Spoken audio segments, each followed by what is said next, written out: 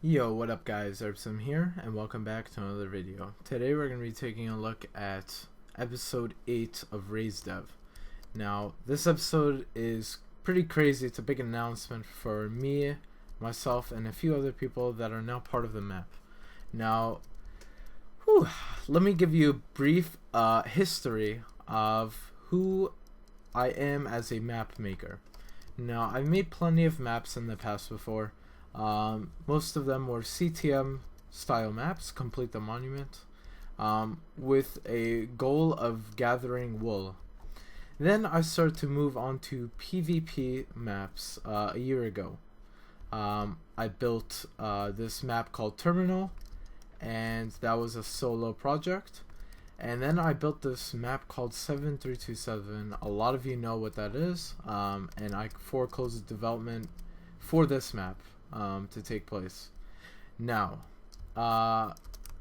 there's been talk recently, and I'm pretty certain that I'm going to come back to that map and re-update it when 1.8 comes out, or when I get a substantial amount of work done on this map. Either or, it's gonna come back pretty soon, because still a lot of people kind of like that map. So I don't know why just update it. It's not like I have to work on it forever. Just update it to 1.8 and you're done. Nothing crazy. So then that brings me to this topic, guys. Oh, by the way, I was just showing you the perspective of the map when at ground level. It's pretty interesting, as you can see. But anyways, guys, well, to put things in more perspective, I've been talking about these maps that I've made in the past solo. Guys, I made a big decision. Now, I've been working on this map, on and off recently. I don't know, it's just been really hitting me hard. I'm just thinking very hard, and I'm very, very contradictory of what I want to do, and I'm like, oh, this won't work, people won't like this. But to be honest, to have that self-criticism actually backs you up and helps you in the long run, because you're helping yourself out. You're saying things that are possible, are possible threats to you. But to be honest, guys, I'm not making a game. I'm not spending millions of dollars on a map that I'm making. It's completely free, so I'm not really losing anything, to be honest. But it's a good start for my future, because I will be doing stuff like this in my future. So this is why I take map development seriously. Now, this is really big, guys, and I just want to introduce you to two new developers of RaZe.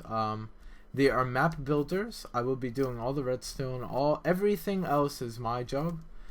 All I have now is a build team consisting of 2 people currently.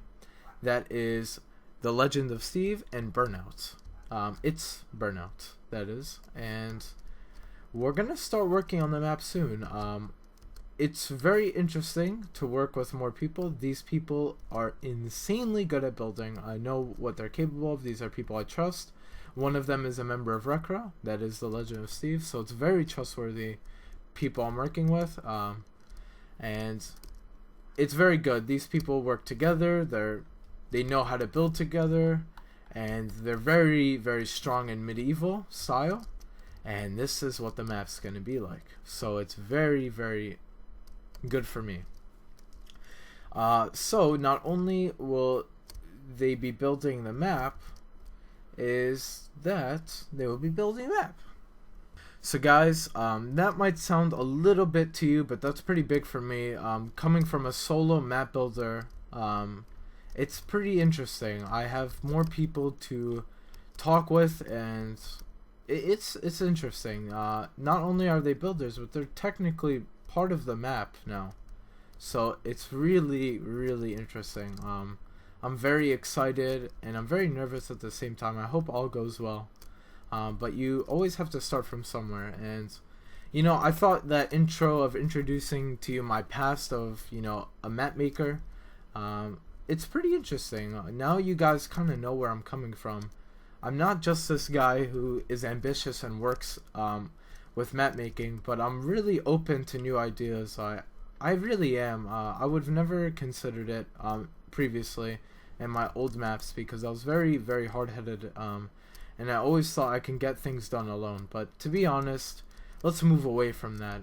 That's very difficult to do in today's standards of map making. You have to always build better than previous. You can't compete that way then. So that's why I got a build team now. With all that aside, let's take a look at Nizearth and everything I've done with him so far. We're going to introduce to you a new loadout. So yeah, let's get started here. Game mode 0. So this is Soul Arm. Its damage is 3, its sharpness 1, if you're wondering. Alright guys, so this is Nizearth. He has a helmet. He's getting buffed. He will get blast protection and projectile protection added.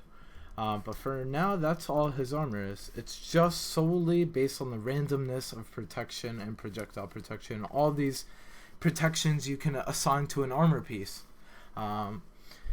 So, with that being said, this is Nizearth, guys. So, he starts out with a melee weapon of Soul Arm. It does a base of damage of 3 to Cropper, I believe. So it's pretty strong.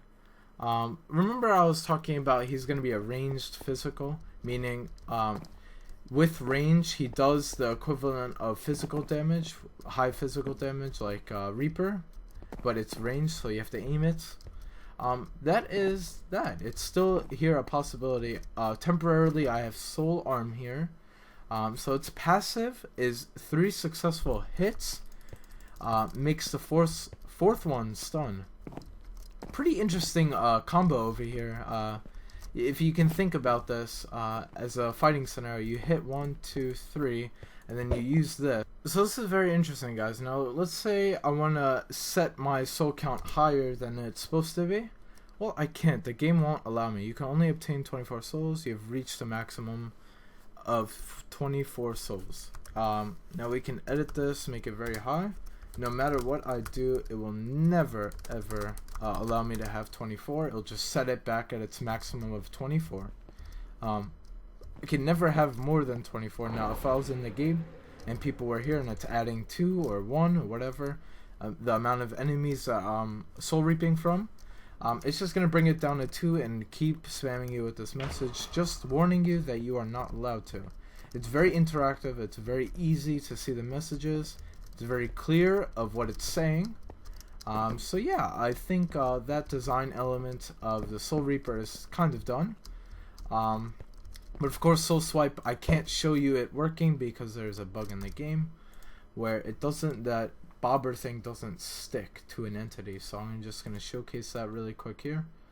And here we are.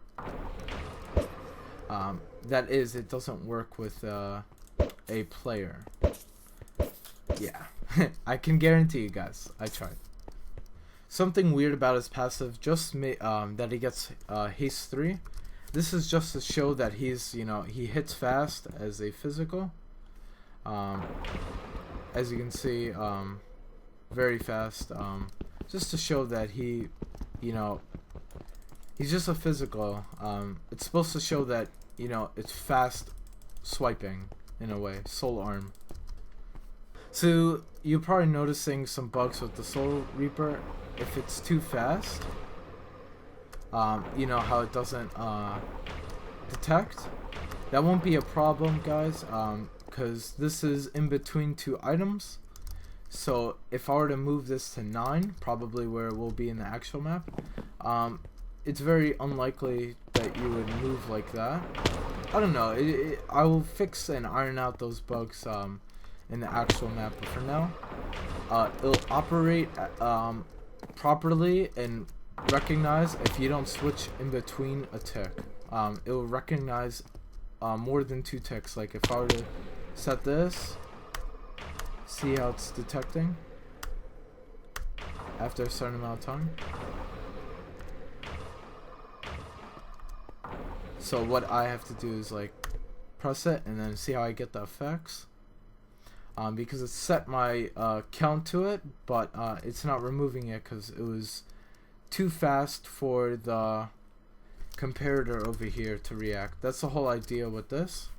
I'm gonna eliminate the comparator use, but for now, that's how I do it. So yeah, this is really interesting because I've actually perfected a way that most people do it. Instead, you would have 9 command blocks testing for what's in your inventory, and everything but that slot you're trying to test for would just negate the effect. In this case, you know, me selecting that creeper would just negate that, you know, sound effect and everything. But I did it with 2 command blocks. As you can see, this is test for soul reaping and set soul reaping. It's the same thing, but this one just outputs with a comparator, which is a flaw in its design, so it doesn't work every tick. This is the flaw, but it is 2 command blocks only, so it's pretty interesting. So yeah, guys, improvements will be made. I literally just panicked when walking over this area. There's a really big bug in the game. I was gonna make a video about it, but I just decided not to. I'm not that type of technical guy that makes videos explaining the game. Just chunk loading in this game, in this snapshot particularly, is very, very bad. In effort to actually fix it, they made it worse, unfortunately. But I'm sure these guys are very smart. They're gonna get it ironed out very soon here. And I have big faith in Mojang as a great company, so no worries there. It's just been really hectic. Every time coming in here, I feel like everything just gets deleted. But then when I F3A, which reloads the chunks for the world, it fixes. So I'm a happy guy. So guys, yeah, you see this map? Yeah, RaZe, the actual map. Yeah, we're getting worked on it very soon here. I might build the skeleton with them, actually. Why not? Just, why do I have to build it? Exactly. So I'm going to be building the map with them. I'm going to be adding my own style to it, the style I want. I want to add everything I want on top of what they're adding. They're going to add what they want to add on my part. It's just going to be great. Very collaborative building effort towards an objective, and the objective is to get this map out for you guys to play. It's very hyped up right now. I have about 35 beta testers, to be honest. Some of them are just here to beta test to help, some not so excited, some are really excited and waiting very impatiently for the map, and then there's people that are just average, you know. I really want to play a map, but I'm gonna hold my horses. So yeah, I just really want to get the map out. It's about time, guys. We get some serious work done. So I don't know, I might record building with them today, who knows. So I'll see you then, actually. Alright guys, we've been doing a lot of work, and I want to show you all that work. So here we go. It's pretty simple right now, but I decided I do want to have the side lanes start, and I made them a little bit wider. It is now 13 blocks wide, represented by here. So this is 3, 3, 3, 3, and then 1 in the center. Add that to 12, and there's 13. Hey, math. And here are the buffs. So there you go. And as you can see, very circular. This one has not been worked on yet. It's just a rough sketch, but these ones are pretty much there. So that's where you'll see the buffs. Yeah, it's interesting, isn't it? So where you see this grass right here is unaccessible land. This is unaccessible land. And don't worry, I'm gonna show you guys everything. Everything's just kind of planted down as explanation. This is probably gonna be the path for the jungle area. I'm gonna just refer to this as jungle. It's really the side lanes, but jungle, I guess, easier use of English for me, I guess. So yeah, that's that. Just the depth with the carpets, highlighting underneath it. I decided, actually, guys, night vision is not going to be a thing in this map, actually, because if a point was brought to me by the Legend of Steve, you know, working on it, building. So essentially, what he said was, well, if you lighting is a very important part of the build, which I brought up, and he's like, yeah, so why do you have night vision? Then reality hits. Yeah, you can't really do that now. You need, lighting is very important, so if I did take that out in a way, we can't have a dark looking jungle area side lane. So what I plan is, you know, cobwebs, dark, you know, branches, overhang, leaves. It's pretty dark here. So idea is that. Alright. Next part, guys, is the aesthetics. So Burnout was working on something. Just looking at this from afar, it looks very nice, very cool. It's not actually a house, so what you'll see is something like this, probably. And probably something like that. And then you just show this, and there you go. It's like you can right click the door, but it's nothing to be seen. So yeah. Next part is the Legend of Steve has brought to my attention to do something like this. So you place wool where things will be.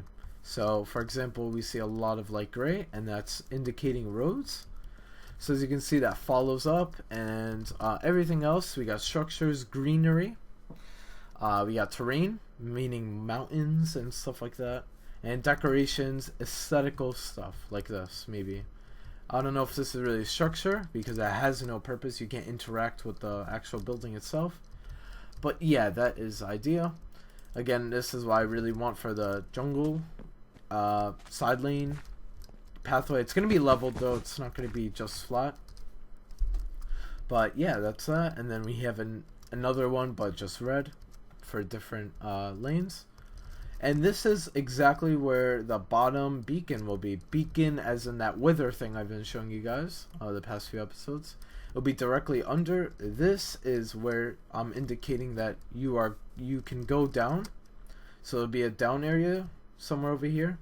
And yes, world edit, I hate it so much when it does that. But I'll most likely use the /clone to get this map to work. I'm gonna probably copy it over using that, because I really don't want lighting glitches at all in this map. And some of them, you know, World Edit creates these weird lighting areas that are infinitely and always will be laggy when block updates happen. So yeah, I am not dealing with that with this map. I'm gonna probably build everything by hand. But this is just a rough idea, unless there's a way to fix it, obviously. But so this is where, yeah, the bottom beacon's gonna be. And then, of course, relative, guys. The mid beacon is right here, and this is where it gets cut off by the void. And we're thinking like a medieval kind of style. This is a giant castle. This will be accessible up till here, so you can use this as cover. This is the whole idea behind the, you know, that little step. I'll show you right now. So in the early version, this is what I was referring to, this bow area right here, because it's very wide. This would be relative, I think, 11 to 15 blocks wide. 2 blocks here, 11, 15 on the actual map. And this will be a bow controlling point for Markra against other Markras or just other classes, I guess, that would be there. This whole pathway up is not really feasible. They thought mountains going up, so it's like a raised terrain all the way up, and then this is like floating above the void, and that's exactly what it is. So where I have this, it's not really supposed to be here. This is all void, actually. This is the only void in the map you're exposed to. So yeah, all relative, of course. There we go. I don't know, something like that. Yep. Whew, it's a lot, really. There we go. That's more like it. Again, the leaves here is just to symbolize seeing through to see through to the bottom. That's all it is. And remember, guys, objective-wise, blue has to destroy the one that has blue underneath it. It's just so you know. Yes, all the objectives are closer to the enemy side, so it's very, very constructive, collaborative efforts towards an objective. I've been talking about this since the beginning of this series. That's exactly what I want, and I hope to keep it that way. I don't see the flaw in that. I feel like it's a new meta for Minecraft PvP. Not necessarily new, but should be more towards for this map style, I guess. I don't know. So yeah, that was that part. Okay. Yeah, so this is gonna be a castle. I just asked for the skeleton. I didn't want to, overwhelm them today. But they are really excited about this as much as I am. I'm really glad to have a record member and someone I also trust, Burnout, to work on the map with me. It's very humbling, to be honest. They were really excited actually to be a part of it, and that's awesome. That makes me feel good, Alright, so relative, that would be the red objective. As you can see, this is blue spawn, so red has to come all the way to blue spawn. Right over void, this is the top one, and this one might be moved up to the top. I don't know where it's going to be. It might be in the castle, who knows? But I'm pretty sure the different beacons are different radiuses. And I'm thinking about naming the withers instead of the objectives. They're named like almost like a person, and so like, for example, like in 7327, I had a class called Nizareth. That was a first time use. In this map, it's an actual class, but for then it was a one time use class, super OP, and it had the name. Back then, Reaper, that was a statue, and that was like a focal point of the 7327. So you can kind of see new names coming out. So yeah, I'm gonna probably put names. By the way, over here on, until this clay, this is all inaccessible lands. You can't interact with this terrain. It's just aesthetical. And that's the whole idea, because this mid lane would be gigantic. As you can see, it's huge. It would be too OP for the Reaper class, because nobody can fend for themselves when the Reaper can see them from afar and plan their moves while they're invisible. It's just really unfair. But there might be a basis of speed 1 on this map, so speed 2 will be given to the Reaper. So yeah, stuff like that is definitely a thing. You can change your basis of what you spawn with throughout the game. There'll be stuff like that. It's gonna be a really cool map. I'm really liking this so far, guys. But just picture that mud over here.